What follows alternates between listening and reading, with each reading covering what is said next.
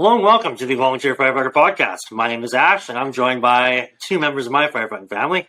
I have Todd. Hello. I have Scott. Hey. And welcome Jason Patton from Fire Department Chronicles and Fire Department Coffee. Jason, thanks for coming on. I appreciate you having me on, man. Super excited to be here for the third round that nobody knows it. It sounds better every time you do it now. Yeah, like, thank your you. intro is getting much Yeah, better. the intro's getting dialed now. Yeah, thanks for mentioning that. We've our internet connection here was just jacked right up, so we tried to go to somewhere where we wouldn't get interrupted. We figured there was going to be good Wi-Fi there. There was not good Wi-Fi there, so so let's try it again. Jason's counting down. He's got the check marks on the board. Like, hey, no, 3 more strikes and you're out. Yeah, you're out of here. Yeah. This is actually my first Canadian podcast, so you guys are not setting the bar very high right now. Oh God. Well, Canada just got Wi-Fi a couple months ago, so It's pretty frigid cold outside. Yeah. Polar bears keep chewing on the wires. Beautiful. Well, man, thanks for putting up with our shit here. Hopefully this is going to run a little bit smoother. Yeah, it happens. Don't worry about it. Yeah. Beauty, man. Well, we'll try to get through the first few moments here again. So, I think all of our followers know you from all of your socials. But we kind of started to touch on like what got you into the service, what kind of got you from that point to this point, and you had a pretty good take on really pinpointing what got you started. Yeah, no, I tell you, it was like I said, man. I pure happenstance. A mechanic guy comes up to me, says, "Hey, man, you should try EMT school." I tried out, love it, and here you got to be an EMT, a minimum of EMT to become a firefighter. And I become a firefighter, man. First department I applied for, I actually get hired at. Not a lot of people wanted to work there because of the pay, but I just want to get hired, man, and loved it, dude. I've been there 15 years now, and it was incredible. My first shift, I walk in. There's no, now we have a full training class, depending on the size of the class. It's 4 to 12 weeks long. It's super intense. And I was told to show up with white shirts and blue pants and enough food for 24 hours. And I show up. I show up. I walk in. There's no one training me. There's just a dude. They say, hey, that's going to be your trainer. And he walks me around. He's like, fill this bucket with ice. You're going to put trash in, or take this trash out, mop these floors. And then literally I'll never forget this, walks me to the refrigerator, opens the door and points to the ketchup and says, if you touch my freaking ketchup, I'll kill you. And I was like, okay, that's it. So, Like day one ground rule set. Absolutely. And everyone talks shit about condiments. Like everyone's like, condiments disappear all the time. But that was my literal first interaction in the fire service. It wasn't calls. It wasn't brotherhood. It was touch my condiment and I will stab you to death. And that was it. Sounds right. Yeah, absolutely. I worked at stations down on the Lower Mainland in the big city. As a full-time medic there, and we'd have sections of the fridges for your platoon. It's like, you got your shit, this is where it goes. You do not touch our fridges. Every now and then, sure enough, the condiments, something would go missing. Then the next shift would come in, we're like, all right, ketchup's at half. Who the fuck is, and they'd lose their mind. So, people would, they get psycho, man. Like, so possessive over stuff. Yeah. Well, listen, hold on 1 second. This is what I'm going to say about that. It is super annoying to go out and you buy whatever it is, creamer for your coffee or ketchup or whatever, and some asshole has a ketchup creamer party and covers their nipples in it and somehow it's gone. There was nothing that they've eaten that should have had ketchup on it, but somehow it's gone. Yes, I understand those people. Very much so. For me, it's my coffee creamer at work now. Because I have my stash of coffee, but then I like having the creamer with it, right? Sure. And I get in there after a block off, and it's like, I had more than this. Yeah. I had more than this. Who the hell's taking my creamer? Yeah. Oh, gosh. Yeah. So a long time's come and gone. 15 years to say on the service now. Yeah. And somewhere along the line, you thought, hey, you know what? Like, this is a lot of fun. I've ran some pretty sweet calls. I've done some pretty sweet things. Let's make fun of the service and let's post this to the internet. That's not the way it went completely, but I mean, we could say that. No, listen. I would love to hear your version. No, dude, all of it was like a slow progression. Again, like I was a medic for 2 years before I became a firefighter, and I'm still a fire medic. But like the videos were the same. Then it was just we made a video. It did well. We made a few more videos. Made fun of paramedics.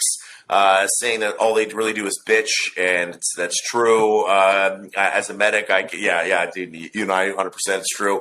But and then it just like slowly morphed into this like craziness of like green screening myself into shows because it's just absolutely ridiculous. And then the most recent thing, I know, shocker. Here's the crazy part, though. You Google some of the things that they do on those shows regarding like the guy. There was one on 911 where this guy's head was stuck in a microwave. It was concreted into a microwave, and I'm like, no one would do that. And that was based on a real story. Some guy, as a prank, concreted his own head into a microwave, right? And they had to like chip it out. Of course, in the show, they take the pick of a Halligan and shove it in and like bash it open. I'm like, Jesus Christ, that guy is dead.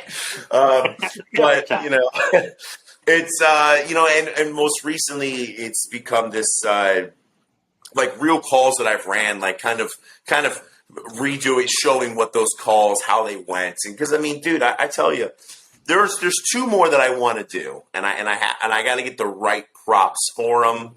But there's two more that I want to do that I 100%, no one would ever believe it if there weren't other people on this. And one of them was a guy who called because he wanted a bottle of water out of his refrigerator. And that is an absolute, and the refrigerator was in the yard. It wasn't in his house. It was in his yard. And like, Yeah, we have some properties around here like that. Nice. That's the first thing some very seasoned paramedics told me when I joined. They said, keep a logbook, write down either all your calls or just the real crazy one-offs. And at the time, I was like, oh, that's crazy. I'll remember them. They're going to be cool. Well, 20 years later, it's like, no, I remember some absolutely crazy ones, which we share around the campfire. Yeah. But, it's true. Like, you can't make this shit up. Like, the stuff that we go to, some of them, dude, I tell you, the refrigerator one, I was talking about that at work. And I was like, yeah, man, I want to do the refrigerator one. And my battalion chief was like, dude, that's the same house we went to where the guy was pouring urine in his eyes because he had pink eye. And I was like, oh my God, I forgot about that. Like, that's how many, like, just whacked ass calls I've ran, man. Like, they're all crazy. And it's nuts, it's like you say, even back to like the 911 shows or whatever, where you're like, there's no way, like these guys need to have some sort of like technical advisor because like these calls are stupid. Like there's no way, right?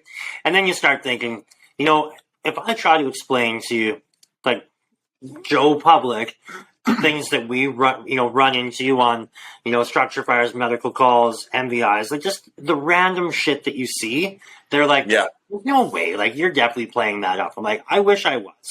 Like my life would be better off if I was making some of this stuff up, but man, people are crazy, and for some sweet reason, we get the front row seat to it. Yep.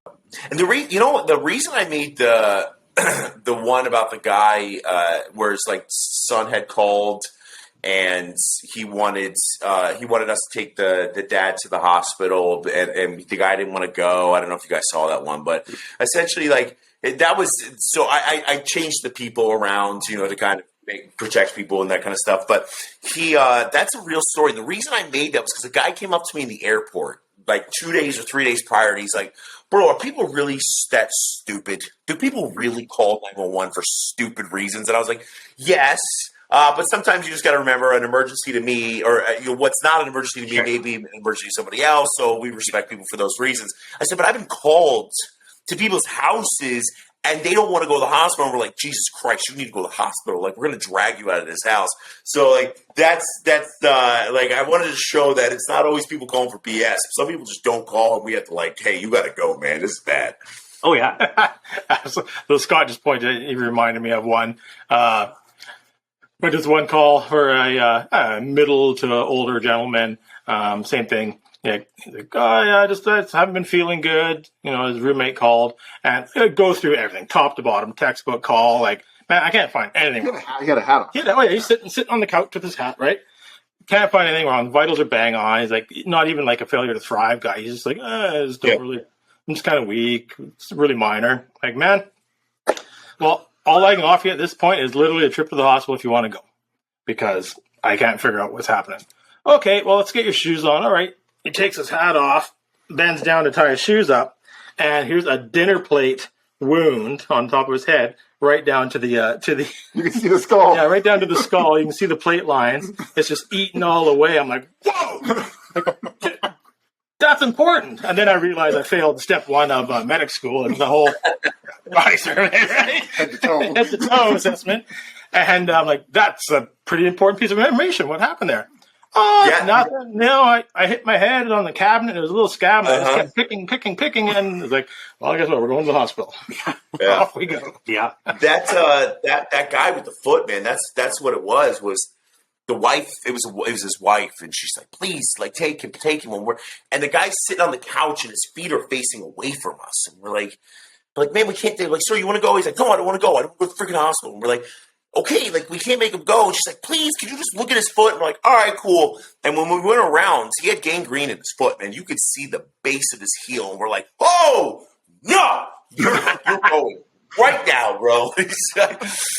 I mean, but dude, I'm telling you, that's just so many, like, different calls that you come across. You're like, this is insane that this is happening right now. Absolutely. Yeah. And you try and explain as part of your like healthy debriefing to your spouse or girlfriends or boyfriends or like your core group of friends as well of what you're seeing and what you're going through to help kind of process everything. And people, they don't quite get it. You got to watch what groups you actually share it with. Sure you do. And then there's some groups where, man, I wish I had this little magic vial. I could tell my story and this is what it smelled like. Just to share the full experience. Dude, smells are the worst, man. I've been on calls where that's so you walk in, you never. I can't ever eat Checkers again. Why? Because my first ME's office, we had to do an ME when I was in medic school. You had to go to the ME's office and watch an autopsy. When we're watching the autopsy, of course, a bunch of cops are there, or whatever, they're police recruits. And you just see one of the guys, like, he's knees locked out, just passes out. Like, holy crap! But the guy goes, like, they finish this autopsy. And I mean, these MEs are sick, bro. They're just like, they're at a whole different level. And he goes, I bet you wonder why it smells so bad in here. And everyone in the room's like, nope, we don't care. And the guy's like, let me show you. And we're like, shit. So something's gonna get ruined. Oh my God. Pulls this dude out. He had been in the water for like 3 weeks. So you can imagine what that's like. And he's like, open it up. We're like, that's it. And it's in my nose. It's like in my nose. And I leave there and I'm hungry and I go to eat Checkers. I take one bite of the burger and all I can taste is this dude. And I'm like, and that's it. I'll never eat Checkers again. Over. Yeah. Butter chicken. Yeah. So yeah, there's so many stories. Same thing. And everybody has to be naked. Like the bad calls have to be naked. Yeah. Like we roll up to this guy sitting on the toilet, and there he's naked sitting there in his glory. And he escaped from the hospital, and we're there to take him back on a warrant.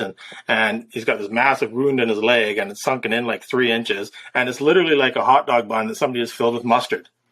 And he starts showing me and poking it, and I was like, nope, never again. And that's why you guys make fun of me. I don't use mustard. Was that That's what a story. Yeah, that's one of them, actually. It's like Ipecac, man. We have learned 2 things about you tonight. I don't do smells. Yeah, no, that's definitely. I mean, smells. I'm not super stoked on smells, but certain smells. Dead guy smells. Dead guy smells. Yeah, like you say, once it's up in your nostril. Yeah, I think everybody's done that welfare check where you walk up and the flies are hitting the window, and you're like, The flies want out. Yeah. Yeah, they're Not over good. with what's already happened. Yeah. all right, one in there.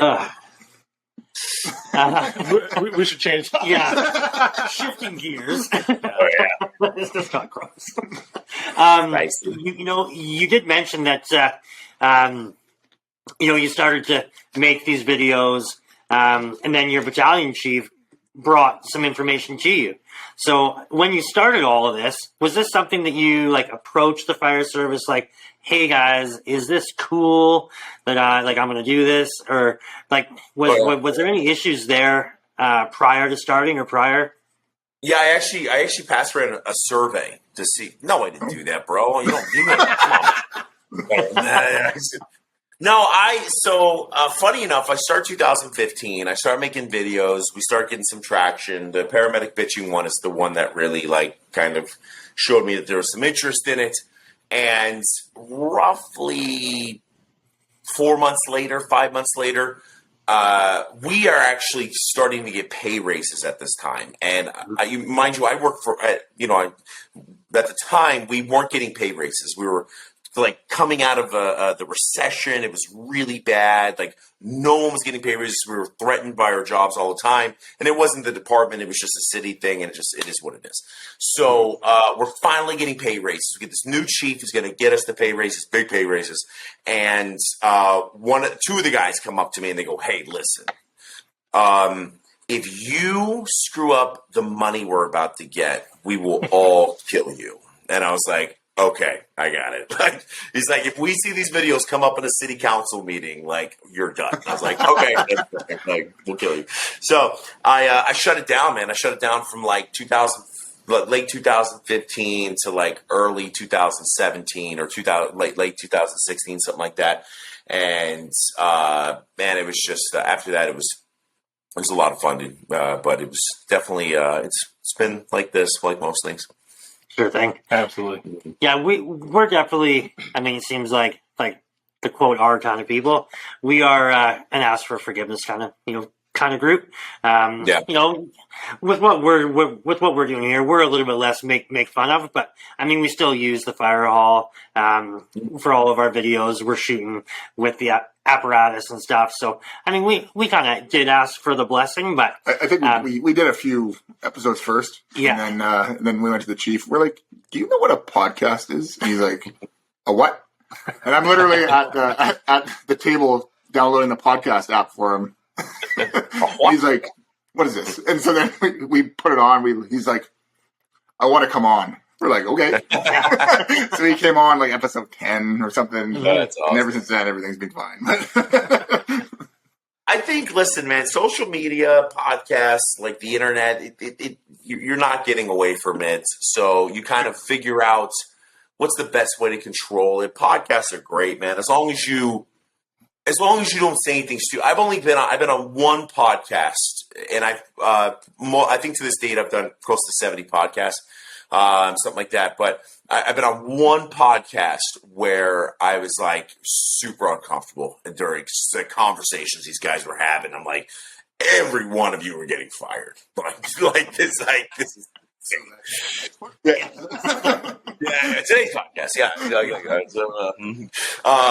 But no, man, I think it's all great, dude. I think social media can be utilized so well. It can always be used for bad, but so can everything else in the world. I mean, literally everything can be used on both sides of the pendulum. So that's what it is.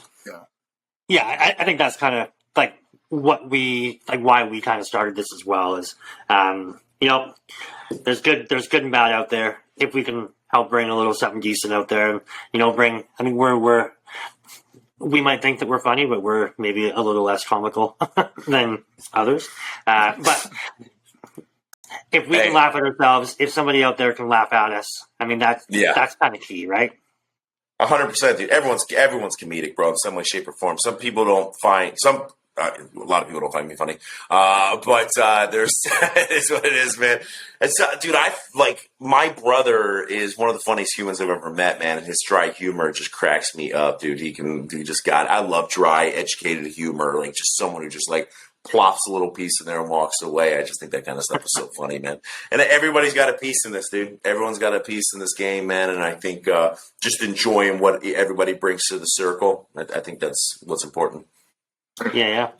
I think you nailed it. Like, the humor in emergency services is huge. And we use that a lot as a crutch to help, get through things, and that camaraderie. We call it a lot of bumper talk, and that black humor, the dark humor that we all use. Got to pick your audience sometimes. We've all learned that. But in-house, like, it's awesome. And the rivalry with the police and fire and EMS, like, it's a blast. Sure. Like, some of the things we've done just with other agencies, like, it's crazy. But that black humor, but never like mean. Like, no, never mean. Yeah. But you it's part of your natural. That's how we debrief. That's how we get through a lot of the hard times and hard calls and the darkness of stuff, right? So it's a huge importance. And what you do is awesome. I appreciate that, man. And it's statistically proven that dark humor helps. It helps you process things. It removes the power of situations a lot of times. Being able to take 2 seconds to joke about something kind of removes the stronghold that you tend to have on those memories and those thought processes. That's not the only way you should be processing things. I mean, that's when you meet some really salty, screwed up dudes. Like, those are the guys that only grip that way, and and alcohol as well, most likely. But listen, man. I think the gallows humor is so great. It's great in time. It's great in the right, like you said, the right atmosphere and crowd. It's awesome. What I've told people is, the decapitation story that you tell is not funny in front of people who have never seen someone decapitated before. You know what I mean? Like, very true. Yeah, like, we had a guy commit suicide, and he literally jumped off of the 23rd floor of a building right in front of our crews. And, like, insane, like, everyone's trying to figure out what the hell they just saw. Super traumatic, like, what the hell? And I mean, obviously, we're feeling for the wife, or the spouse, whoever. Like, it's like, oh my god. So, like, how do you process that? I don't know. Like, it's like through therapy, a bunch of other stuff. One of the guys said the apartment's probably going to be 20% off now. Like stuff like that. Like, you figure out a way to process it, man. It is what it is. But the only thing I could ever give people, the biggest piece of advice I ever give people is, if you're going to start a social media channel, whatever you do not take that station humor and put it on the internet, because that's a great way to ruin anything you've ever worked for. So, oh yeah, absolutely. Mm-hmm. Yeah, it's. And I'm not going to share those stories. Actually, just a couple things pop in my head. This is that moment. That is a challenge with the podcast. Is generally, like, we're always speaking to fellow firefighters, and it's so easy to start flowing, and it's just that natural. Like, we always say, like, when we do these shows, it's basically just firefighters sitting around after a call, after a shift, whatever it is.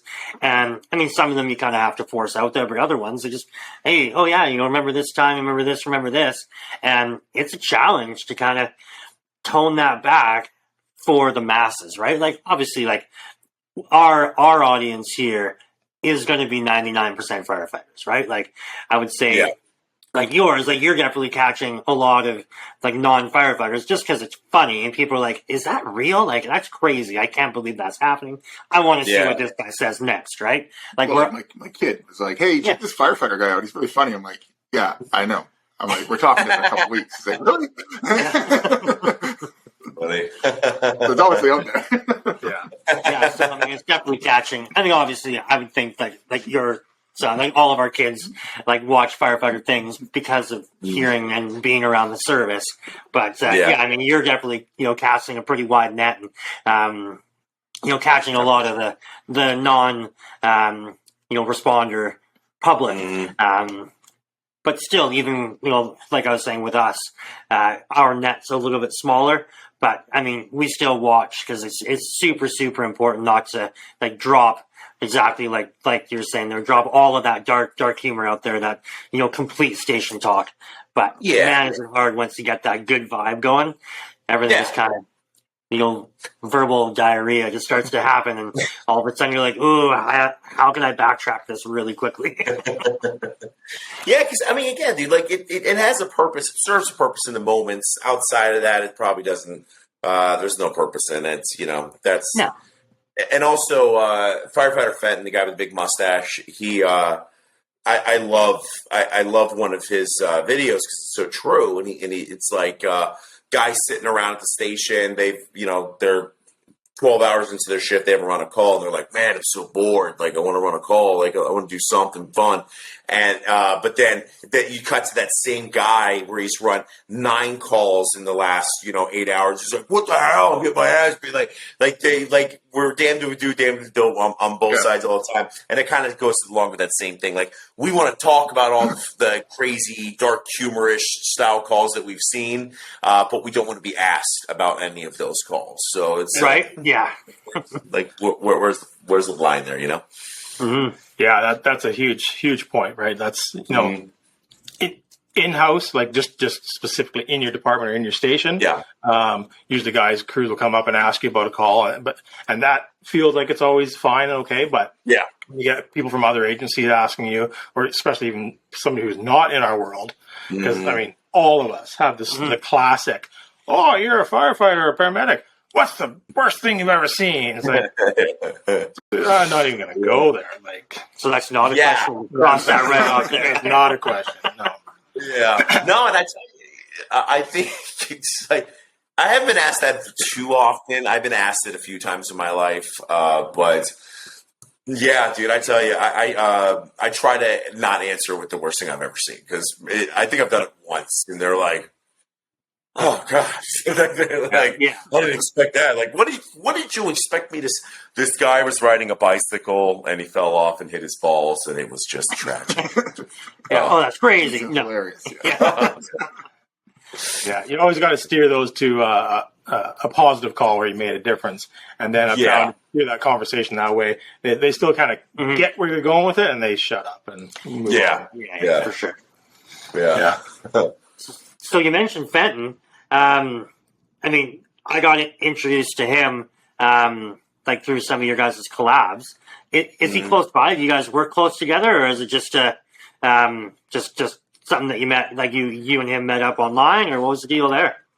I was hiding in one of his bedrooms one time and just waiting for him. He actually, so I was just smelling his sheets and he caught me. But he actually, so Fenton predates me. So Fenton, which is so funny. And I remember seeing Fenton's I saw his My Knee Hurts Now and Say Something but Station 2 or whatever it was, because Station 2 was the absolute worst station you could have to go to in my department at the time. So no one wanted to go to the Deuce, man. No one wanted that. So but he kind of reached out when I first started making videos. And then just through fire department coffee, it kind of just worked out that he and I would start doing some videos together. So now, at least 4 times a year, we fly him out to IFSI, Illinois Fire Service Institute. They're awesome, and we film some real fun, cool videos. And then he comes to FDIC with us as well. So he's a blast. But what I love about Fenton is that character that you see is not Fenton normally. Brent Fenton. He's just super chill, cool, churchy dude. Just everything's just like whatever, man. And then you get that mustache on him, and he's a raving psychopath. It's amazing. Yeah, it blew my mind. I watched an interview with him outside of the persona.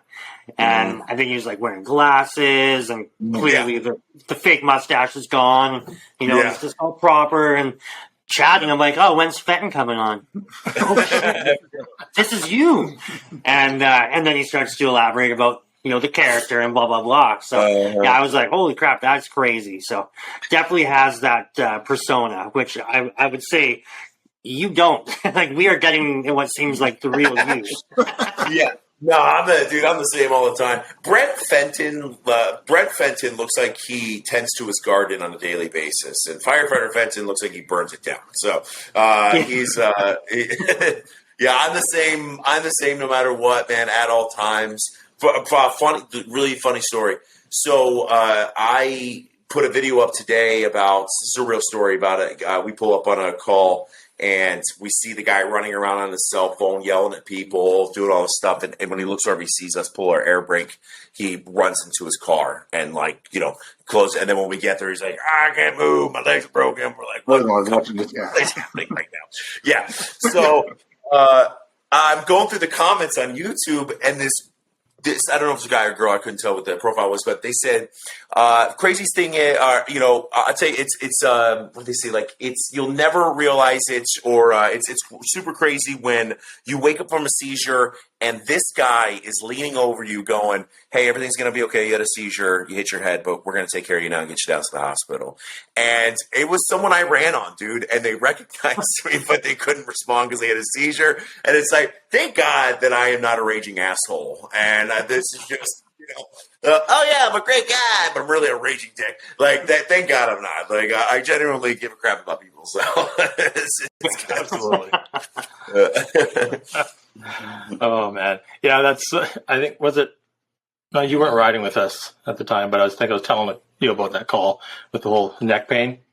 They do an MVI, and the driver sitting there, and then it turns out to be two people in the car. Oh no, I was riding with you because was that the one? Yeah, I went on a ride along with him once in the big city there, and we get to an accident. And he's like, "Hey," he goes, "I need you to watch the patients." I'm like, isn't that your job? He's like, "No, I'm going to be working on them." But he goes, "Like, tell me if any other people start showing up." I'm like, "What do you mean?" Yes. He goes, "People are going to start showing up. These guys are on their phones, and all of a sudden, people start showing up holding their neck." I'm like, "That guy wasn't in the car a minute ago." So I was like, "No." He's like, and the next thing, there was like 8 people there. I'm like, the car's like holds 4 people, and there was like 12 people Whoa. You talked to the driver. You know this guy? I've never seen him before in my life. He just jumped in. Good thing I asked that question. Dude, I'm so glad. I swear to God. So the reason I did that video yesterday was because I'm trying to figure out how to make that video. We rolled up on a car accident. It was a van. Van is packed with people, bro. Just packed to the brim. Everyone's got neck pain, all this stuff. And as we're assessing, this guy pulls me aside and he's like, hey, none of those people were in that van. I'm like, no. I'm like, what? He's like, no, that accident happened. And within 5 minutes, people were jumping in there from other cars. I'm like, what? And like that, I was like, this is insane. Like, that's an actual. It is a real thing. Absolutely it is. Yeah, people have seen that. And I cannot believe it, but yeah. Yeah, that's so funny.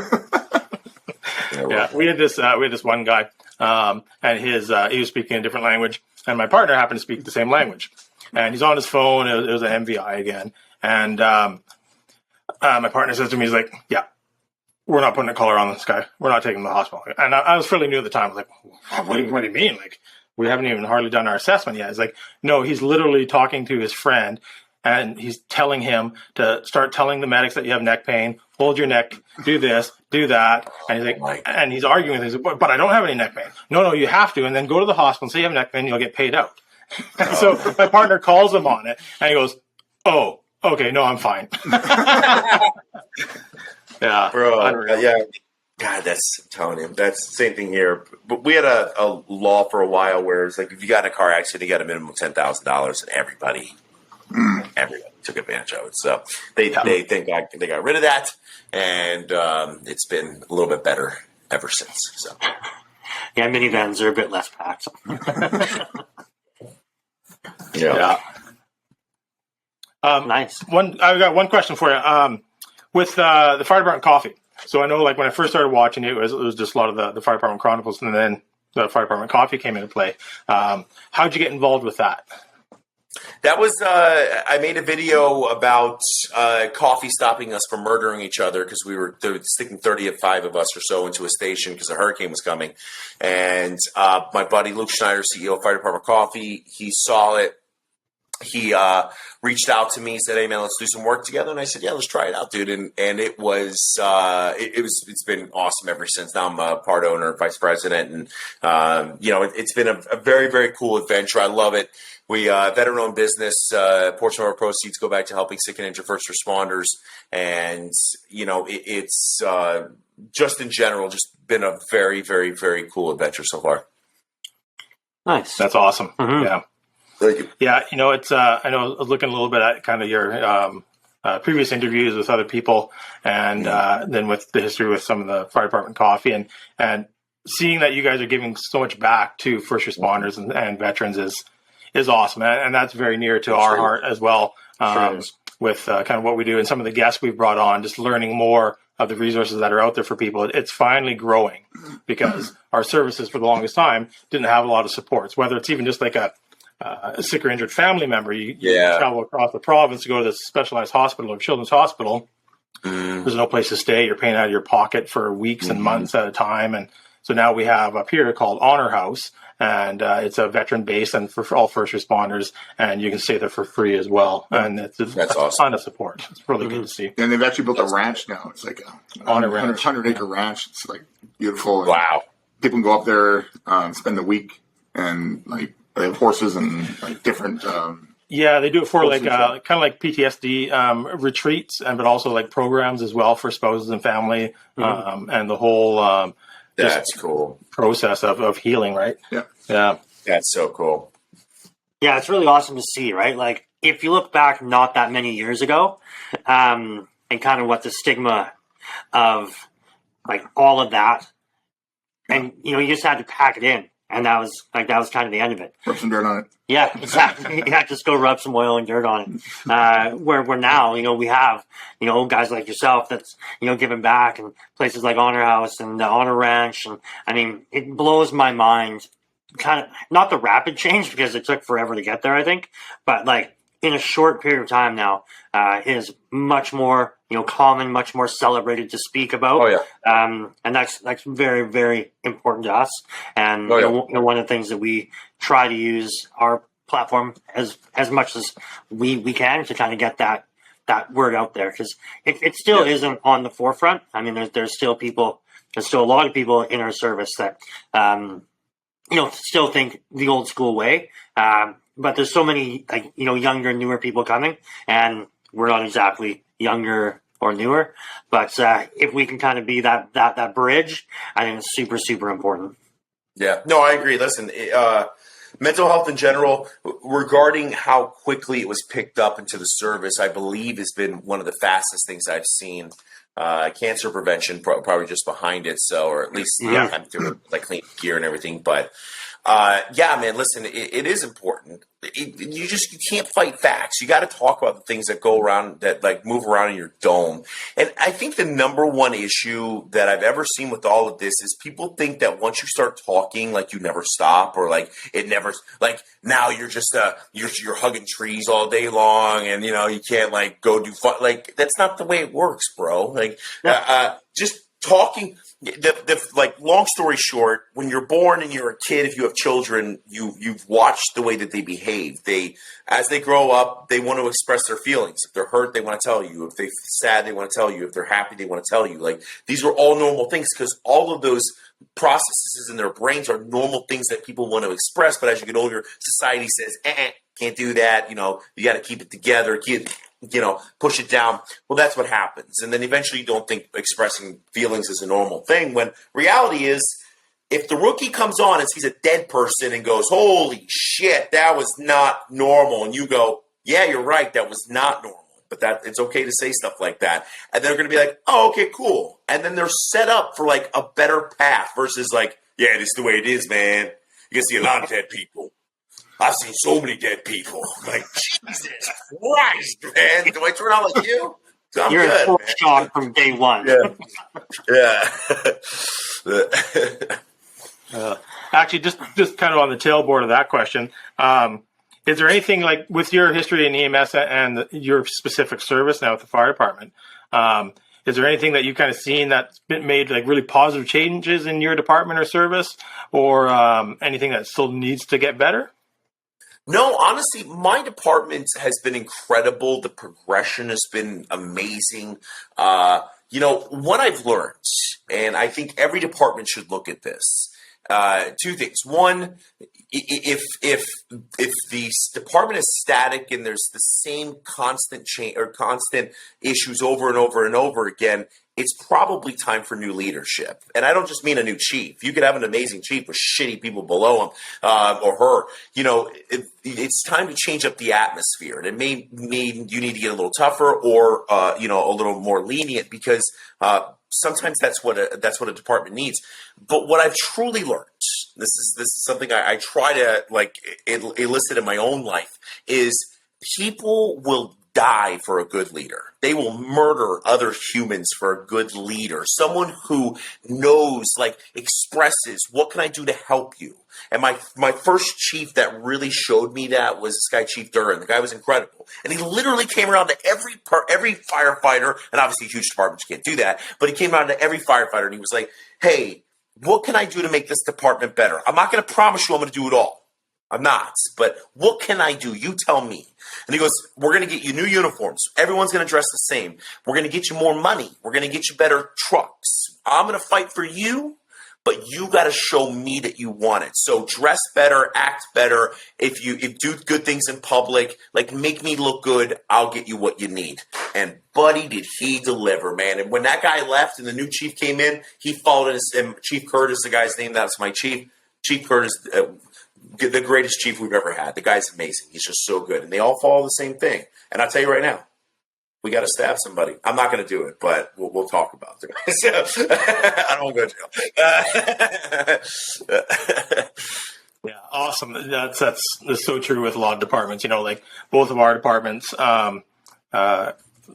we've all had situations and leaders like that, and personnel as well, and other firefighters. And as time evolves and change occurs, you can get some really great positive changes. But then there's sometimes there's still people that are stuck in the past, and they'll come and go. Especially we find it in our smaller paid-on-call departments. It's hard to make change. It takes a long time for that progression for change. But I think both of us in our areas, we're progressing very nicely now. Mm-hmm. Dude, I tell you, what I've learned is that trying to lead through fear is useless. You can't lead through fear. You can try, and you'll get some movement. You will. But the people are going to become disgruntled. They're going to figure out a way to undercut you. That's just the way it's going to go. So you can lead through fear all you want. But that's why, military leaders tend to do so well, because they will lead through fear. At least the guys that are, down the bottom, they'll lead through fear, you better do this. But they'll tell you, I'm going to be in the trenches with you. Whatever we got to do, I'll be there with you. And that's why a lot of times with us, man, it was the guy's hey, listen, you show me you want it, I'll make it happen, and I'm here for you. What can I do to help you? And that's what's been incredible. Yeah, and I think that's we follow a lot of that now as well. We're big advocates and really follow the Jocko leadership style with extreme ownership and stuff. And being officers ourselves now, I've really tried to make that change in my lifestyle. And looking back, absolutely, I was doing it wrong. In the beginning, but now you just keep growing and growing and learning that ownership. And like you said, yeah, it's going to be shit, but I'm going to be right there beside you. We're going to do it together, and then we'll push through. And it's. I watched him speak recently. It was awesome. It was very cool. Jocko. Yeah, we did a road trip down to Seattle, and just before the pandemic. Yeah, it was awesome to see. That might have actually been the event that started the pandemic, because it was just before the pandemic. Yeah, I think we were probably patient zeros bringing it back to Canada. Oh man. Yeah, that leadership capital, I think that's what Jocko always referred to it as. Mm-hmm. It's like that bank account, right? And I see it in law enforcement because, like you said, you can get people to do things, but eventually they won't do them anymore. And Bro, so you can build that leadership capital, that bank account up, and spend it, but then reload it. Regularly, you can get things done. Dude, I'm telling you, man, I just learned that just through time, and just if people truly believe that you give a shit about them, then they will give a shit about you. They'll care about impressing you and making sure that you are good, because it's always going to go both ways. And that is, it's not leading through fear. It's like leading through, I can't think of the word right now, but you just almost just the relationship, dude. It's just all about the relationship. Hey, man, respect, a mutual respect between the two. And I'm telling you that there's nothing that will create a stronger bond and a better employee or employer. Absolutely. Like, I think people get, like, they always talk about the military, and I think they get military movies confused with real life military. Yeah. Like, they confuse, like, Full Metal Jacket, like, that's how you lead, you yell and scream. Yeah. And first of all, that's boot camp. So yeah, they're breaking them down to build them back up. Yeah. But once you're actually in the military, I haven't been in the military, but from what I understand, it's more like, hey, we're in this together, like you said, we're in the trenches together. Yeah. If my idea sucks, we're gonna do something else. Yeah. Yeah. You got to create the baseline. Like, hey, dirtbag. Like, when I tell you got to do something, you got to do. That's what I liked about the fire service. Like, hey, listen. When we're in the station, we can talk, because I have a lot of captains like that. We can talk all we want. Like, why'd you do that? Because I did this. Oh, that's cool. Blah blah blah blah.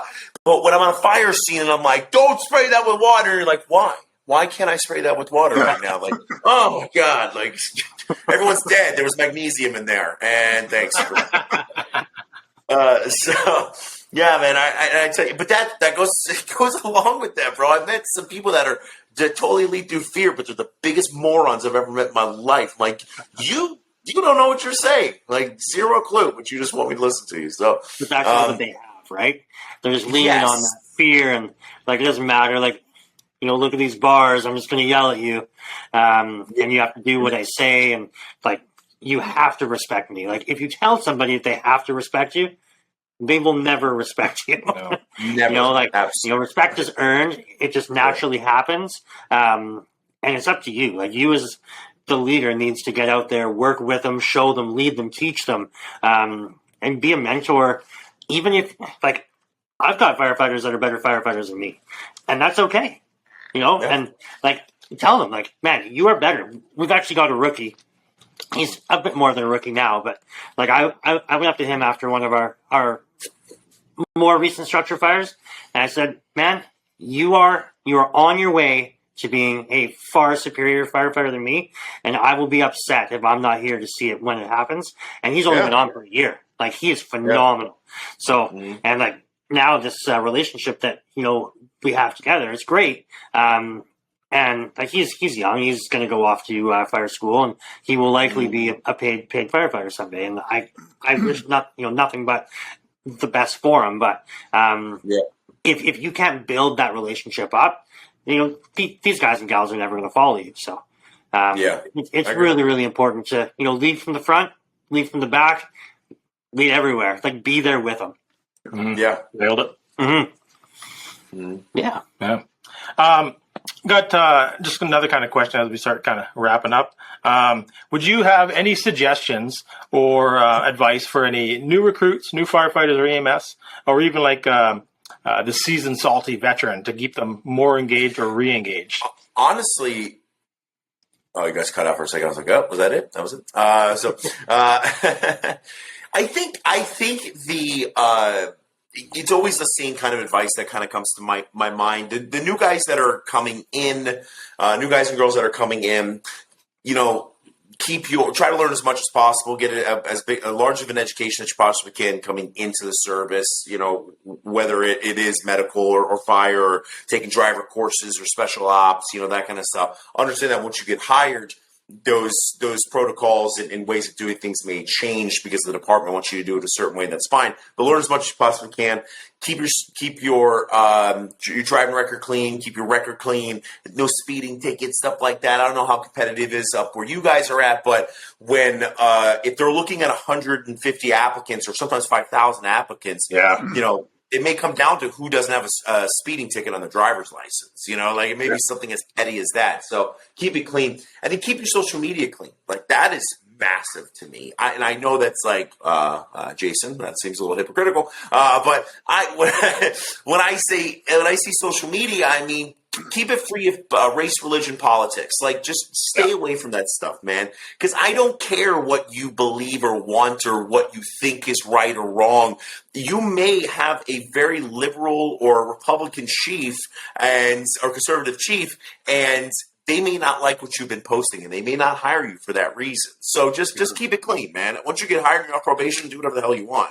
You're not scot-free, you can still get fired, but do that. So, and then, for the guys that have been on for a while, even the salty dudes, I'd be remiss to say that I have all the answers for guys that have more time on than I do. But what I can say is that I found happiness through finding variety in my life. Like, I try not to stick to the same things all the time, besides the essentials of, like, I poop 3 times a day. I do other things. So I work out. I try to get some kind of fitness routine in. I try to eat like a human, and I try not to drink very often. So, but I mean, those are like the basics of life. But dude, I found routines that are different, like hobbies. I started working out. I did Olympic lifting. I made it to a national level Olympic lifter. That was a blast, dude. I had so much fun, like, reaching that goal. It was such a cool thing. And do golf. Like, go find things outside of the fire service. And if you're miserable at work, if you can't, like, you just can't get it together, reassess your work, man. Are you with the wrong crews? Are the crews that you with, are they toxic? Are you, like, have you fallen into that crap you didn't want to fall into? Maybe it's time to switch stations or switch, whatever your assignment is. So sometimes just switching things up slightly can truly change your life. Absolutely. Yeah, 100%. Yeah, I know in the past I've had to I've switched platoons because I found the same thing. It was just a negative platoon, and I was fairly new in the service still. I was like, man, like, these other guys sound like they're having a blast. They're meeting for coffee every shift. They're going out for night dinners every shift. So switch it up, get an amazing partner on car, and boom, it was amazing. And that's where I spent the majority of my career. It's perfect. Yeah. Yeah. Yeah. Nice. Anything from you, Scott, before we wrap? How do you team up with Stipe? How do you run into him? That was one of the funny videos. Yeah, no, he that was the same thing. Like, it was just happenstance. We created a video out in California. It was our biggest flop we've ever created. So bad. But we did it, and it exists. And his manager happened to see it, and he liked our product. He liked, our company and everything. So we ended up partnering together. And Stipe is by far one of the most down-to-earth humans I've ever met in my life. I went there to drop off the coffee and say hi to him the day before shooting, and I ended up sitting there and BSing with him for an hour and a half. And the guy is huge. He's like probably 6'6" or 6'5", something like that. Just massive. I'm a big dude, and he made me feel very small. And just genuinely a very, very nice guy, man. So yeah, we hooked up, dude, and it's been I talked to him the other day because I know he's going to be fighting soon. So just a genuinely good dude, very good dude. Nice, awesome. One thing I noticed in a bunch of your videos now, like, you definitely got the regular crew. Do you work with most of those guys, or like, are they right in your firehouse? Not one of them. Really? Were you talking about the Chronicles videos? Because that's me, bro. No, that. same guy. Oh, your guys look the same. This is insane, bro. Look the same. I'm so confused. You should look the same. No, those are, dude. No, that's fire department coffee people. Fenton's in Arizona. Randy and Natalie, they're up at Rockford Fire in Illinois, and then we brought a guy in recently, Lance, Fireman Lance. He's on TikTok and Instagram and everything. We brought him in from Texas, I believe. So we just bring people all together, go to that IFSI, so it's fun. Nice. How do you find those guys? Do you kind of notice them and reach out to them, or are they reaching out to you? Natalie and Randy have worked with Fire Department Coffee for 5-6 years now. They've been with us for a while. Randy and Natalie worked with Luke Schneider. He's retired now, but he works for Rockford Fire as well. So that's how we met them.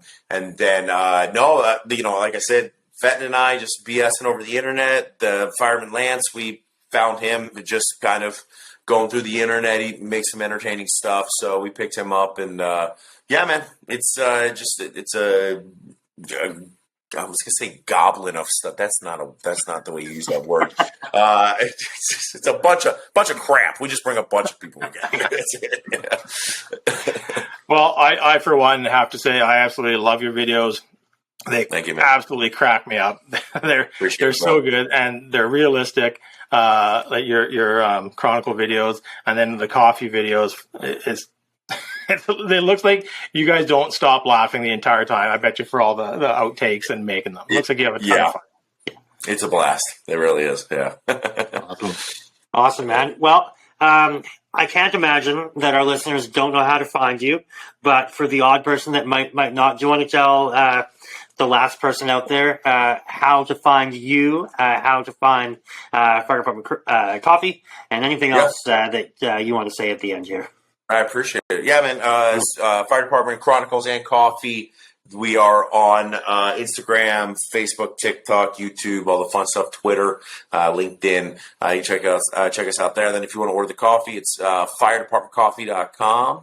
Check it out. And if you FR15, you get 15% off your order. So beautiful. Awesome.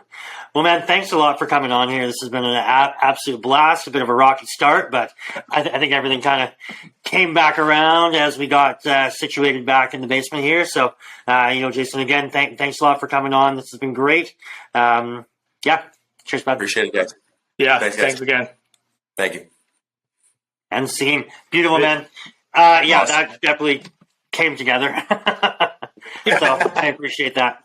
Yeah, thanks for sticking out the beginning roughness with us. Yeah, like Scott was saying, we're sitting here like we've got 230 whatever episodes out, and never had an issue. And I was texting with my wife, and like every one of these episodes that we do, like it's so casual, like I'm never concerned about it. And I was like I just got this feeling like I'm not nervous, but like, man, I just want it to go well, right? And it shits the bed immediately. What the fuck, man? That happens, man. All right, boys. Well, I'm going to go to bed. It's almost midnight here, so. Yeah, thanks again for staying up so late. I appreciate it. Have a good one. Yeah. Okay, all right, guys. Again, big thanks to Jason for coming on here. That was a blast. It was great to have him on. Yep. Really cool to, have a chance to chat with somebody like Jason. We were saying just prior to coming back on camera, Scott was saying that, it's neat that, we are on polar ends of pretty much exactly like opposite. Yeah. In North America. Mm-hmm. And the calls are the same, like no matter where you are. Big city, small town.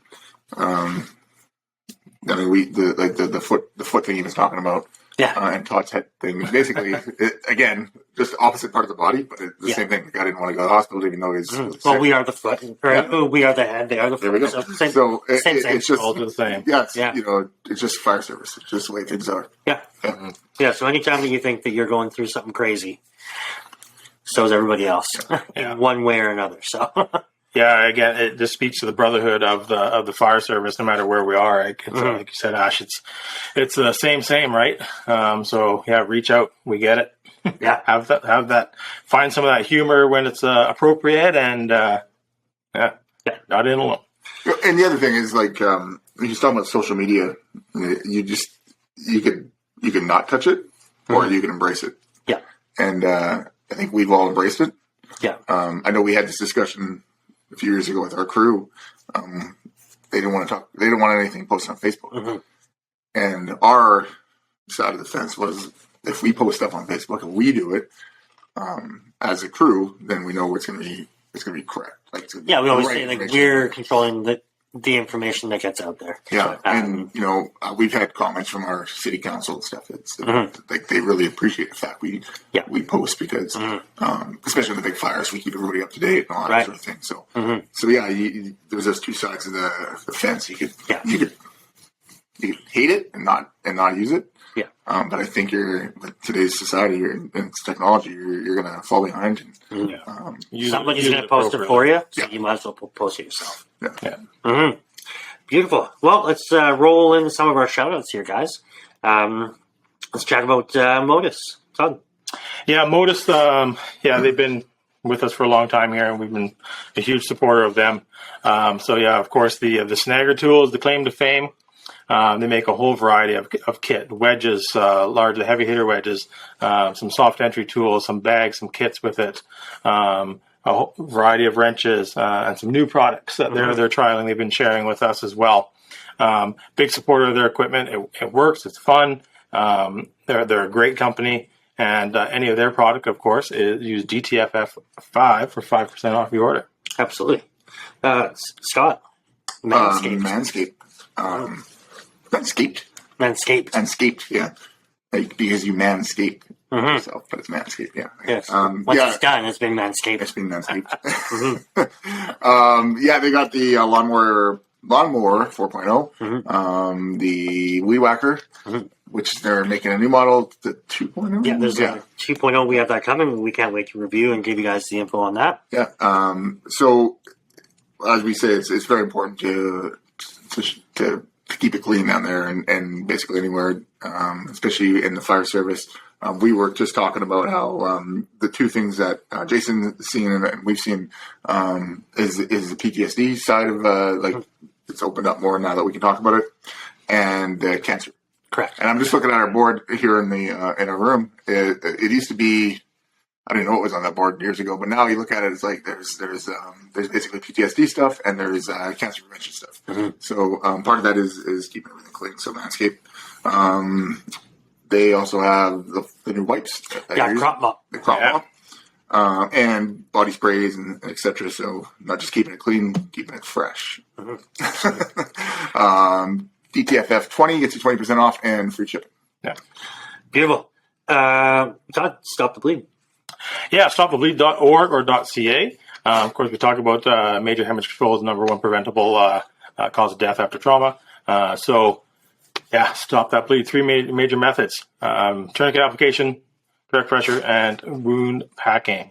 Make sure you have a good tourniquet, high quality one. Make sure it's out of the wrapper, or you owe Dr. Nick Sparrow a beer. And ironically, I just did a very modified course. We talked about it the other week about it. So yeah, it's current, and some of the people I was teaching, they've never really been exposed to it. So they really enjoyed it. So make it fun, learn it, check it out, go online. Yeah, stop the bleed. Perfect. And Tanner Olson Band. Scott? Tanner Olson Band, country music out of the west coast of Canada. Check them out on Spotify. They're on an official tour, but they're moving around all over BC, Western Canada. Yep. A little bit of, I don't know if they're doing American stuff yet, but yeah. Nice. I guess, Todd, you were talking about Dr. Nick, so why don't you tell us about RTAC and ATAC? Yeah, so go to the ATAC group, ATACC, and on there you can assess for anesthesia, trauma, and casualty care. You can find the RTAC. Easy for you to say. Yeah. So the Rescue, Trauma, and Casualty Care course, which was a phenomenal course that's offered. They are producing a online component of the RTAC since COVID and everything else, and trying to figure that out. So Dr. Nick is working on that platform. Fabulous course, very high fidelity sims. Very, very effective. They really focus on the high priority ticket items, I guess, in all scene management stuff. But one of the most fun courses I've attended, and well, all of us we've attended. But yeah, so check them out online and see if there's a link there to get a hold of Dr. Nick Sparrow. See if it's something that you are interested in taking. Beautiful. Also on that, these two put up on our YouTube a full-length demo course on the Stop the Bleed. So check that out. They brought in a lot of those high fidelity like sims, showing and trying to keep people engaged. Yeah. So hop on our YouTube, check that out. Also, we've been sitting here tonight sipping on Wolf Tree Coffee. We've been working with them. There's going to be a special blend coming out that we are going to collaborate with them. So watch for that. It'll likely be debuted to the public at our spring seminar, which we have coming up early May 5, 6, and 7. all over fire department hosting the annual spring seminar named Firepalooza. Just posted our video today. We just put up our video today. If you see it, it's going to be, I don't know if it's on our DTFF yet. Well, I think we will put it on. Yeah, we're going to get up there tonight, so it'll be there by the time you're listening to this. To give a bit of context, if you don't recognize it or if you wonder why, maybe you recognize it a bit, it's modeled after the trailer for Endgame. Yeah, because we actually created it before the pandemic. That's right. So when Avengers Endgame first came out, we like to do these trailers. The last one we did was on a video game, on Call of Duty. The new Call of Duty. So we kind of model it after that. It's actually kind of funny now that it's a few years later. We posted it on some of our other social media, and a couple people messaged me back. It's like, why are you guys so serious in that video? You guys were usually like trying to be funny and stuff. Yeah. No, I'm like, it's based on this. And then as soon as I posted what it was based on, everyone's like, oh, this is great. We try to keep it kind of within That's right. within that realm of. Yeah. So that would have been very, very relevant and current back in 2018 when we shot it. Yeah. It's funny. It still kind of makes sense. Yeah. Well, like the opening line is, it feels like it's been 1,000 years, but it's only been 2 years since we should have released it. Yeah. But also 2 years of pandemic. So I mean, it definitely still fits. Yeah. So and then lastly, you have us. You can find us on all of our social media platforms: Facebook, Instagram, TikTok, Twitter. I don't think we're on LinkedIn, so that's the one spot that you can miss us. Reach out, give us a like, share, subscribe, toss us a comment. We've got a fabulous crew looking after our social media now, helping us out. We are also still on there, and anytime that there's a message, they make sure to reach out and let us know. Yeah. So they'll probably start to field it, but you'll eventually get in touch with us as well. And we definitely appreciate that. So continue to do that.